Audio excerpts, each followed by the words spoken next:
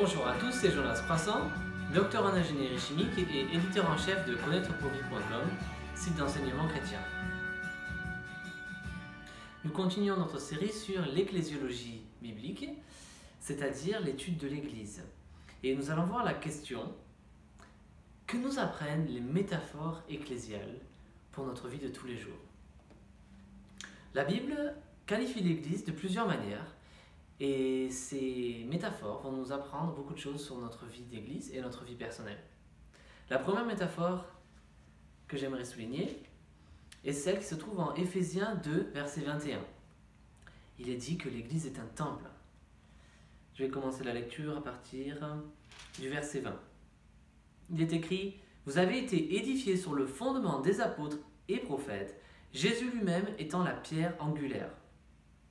C'est en lui que tout l'édifice bien coordonné s'élève pour être un temple saint dans le Seigneur. » Il est donc dit que l'Église est un temple spirituel. La même chose est écrite en 1 Pierre 2,5. Qu'est-ce qu'on apprend? On apprend que l'Église, elle doit être centrée sur une adoration spirituelle. Si l'Église est qualifiée d'être comme étant un temple, cela signifie que ce que l'Église fait, ce que l'Église est, doit être un reflet du fait qu'elle est là pour adorer spirituellement. La deuxième métaphore, c'est la métaphore du corps. En Colossiens 1,18, il y a un verset sur ce sujet. Il y a aussi le passage bien connu dans 1 Corinthiens 12, dans Éphésiens 4,12 aussi. Mais j'aimerais lire Colossiens 1,18. Christ est le corps, Christ est la tête du corps qu'est l'Église. Il est le commencement, le premier d'entre les morts, afin d'être en tout le premier. Donc Christ est la tête du corps qu'est l'Église. L'Église est un corps. Cela signifie que l'Église a une unité spirituelle. Nous sommes liés organiquement les uns envers les autres. C'est pour cela que la Bible dit: si un membre du corps souffre, tous les membres souffrent. Si dans votre église locale, quelqu'un souffre, et que vous êtes quelqu'un qui veut plaire au Seigneur et qui est dans une vie de communion avec Dieu, vous souffrez aussi. Vous priez pour cette personne. S'il y a des difficultés dans l'église, vous êtes concerné. Il y a une unité spirituelle dans l'église. Troisièmement, l'église est appelée une épouse. En Éphésiens, chapitre 5, versets 22 à 33, on trouve ce fameux passage. Et au verset 32, il est écrit par exemple: « Ce mystère est grand, et je dis cela par rapport à Christ et à l'Église. » Et dans le contexte, il parle du fait que Christ a aimé l'Église tel un mari qui aime son épouse. La métaphore de l'épouse se trouve aussi en Apocalypse 19, verset 7. Que nous apprend la métaphore de l'épouse? Ça nous apprend que l'Église, elle est dans une dévotion spirituelle. Êtes-vous dévoué à votre église locale? Êtes-vous quelqu'un qui reflète le fait que l'église est l'épouse du Christ? Une dévotion. Et nous le verrons quand nous étudierons la doctrine du fait que nous devons être membres d'une église. Si quelqu'un est membre d'une église, il est dévoué à son église. Si quelqu'un saute d'église en église locale, il ne va pas à l'église régulièrement, il n'y a pas de dévotion. Il n'y a pas de relation de mari et femme. Voyez-vous, le mari, il aime sa femme, il passe du temps avec elle, il parle, il apprend à la connaître, il est avec elle. Et la même chose est vraie pour la femme. La métaphore de l'épouse nous apprend donc que l'église a une dévotion spirituelle. Quatrièmement, la métaphore de la famille. Dans Éphésiens 2,19, il est écrit que l'Église est une famille. Alors c'est quelque chose qui ne nous est pas inconnu, mais regardons ce passage. Éphésiens 2,19. Ainsi donc, vous n'êtes plus étrangers ni des résidents temporaires. Vous êtes au contraire concitoyens des saints, membres de la famille de Dieu. Regardons un autre passage. Dans 1 Timothée 3,5. 1 Timothée 3,5. Il est écrit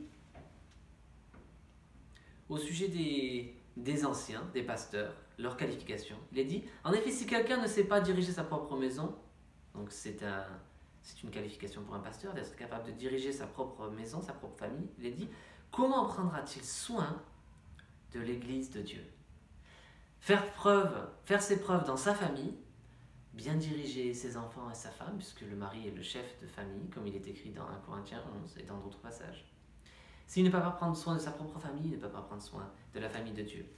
Et au verset 15 de ce même chapitre, si je me rappelle, oui, c'est bien cela, il est écrit « Cependant, si j'ai du retard, tu sauras ainsi comment il faut se conduire dans la maison de Dieu. » Littéralement, ça peut être aussi traduit « la famille de Dieu. » Tu sauras comment il faut se conduire dans la famille de Dieu, qui est l'Église du Dieu vivant. L'Église est une famille. Votre Église locale est une famille. Les personnes qui sont dans cette Église, c'est vos frères et sœurs en Christ. Alors vous me direz, oui, mais je le sais ça. Alors, quand quelqu'un a une famille, on ne choisit pas les membres de sa famille. On ne choisit pas les membres de sa famille. Il faut les aimer. Il faut les supporter. Il a dit, supportez-vous les uns les autres. Il a dit, priez les uns pour les autres. Il a dit, ne vous détruisez pas les uns les autres. Ne vous mentez pas les uns aux autres. Pourquoi Dieu nous dit cela? Parce que nous sommes tentés de faire ces choses-là. Nous sommes tentés de ne pas faire ce que Dieu commande. Nous sommes tentés de désobéir à ce que Dieu commande. Comme, par exemple, exercer l'hospitalité sans murmurer, etc. Si quelqu'un est mon frère ou ma sœur dans le sang, si cette personne a des problèmes, je ne vais pas la laisser tomber. Cette personne fait partie de ma famille. Et puisque cette personne fait partie de ma famille, il y a des réactions et des obligations qui en découlent. On aime les personnes de sa famille. On le sait, j'ai un oncle peut-être qui agit d'une manière qui est très étrange, qui n'est pas toujours très sage, mais c'est mon oncle, il restera toujours mon oncle.